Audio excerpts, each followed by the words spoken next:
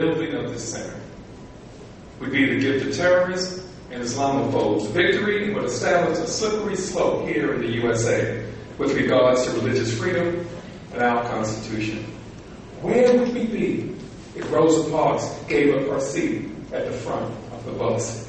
Where would we be if civil rights and human rights advocates like Malcolm X and Martin Luther King did not raise their clarion voices and stand for change in the midst of a hollow ground that was filled with nooses and blood of African Americans who were enslaved? Now is the time to build in the valley of the shadow of death a new beginning. A beginning deeply rooted in America's founding principles of the United States Constitution. In the weeks and months to come, listen for those who are endeavoring to sway your thoughts with arguments based on fear. Keep in mind the U.S. Constitution when you hear their baseless ranting and ravings. Keep also in mind the words of Dr. Martin Luther King, who had seen firsthand the ugly face of bigotry and fear. And I quote, "Justice is indivisible.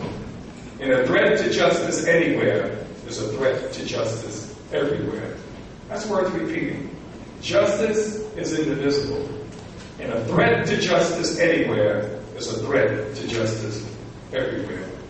That was true in the old America, where apartheid and Jim Crow was practiced with virtually total impunity, and fear was used to trample the U.S. Constitution. Fear that resulted in political oppression. Fear that drove economic exploitation. And yes, fear that fertilized the ground for social degradation of millions of its citizens. It is that same fear that currently surrounds the Part 51 controversy.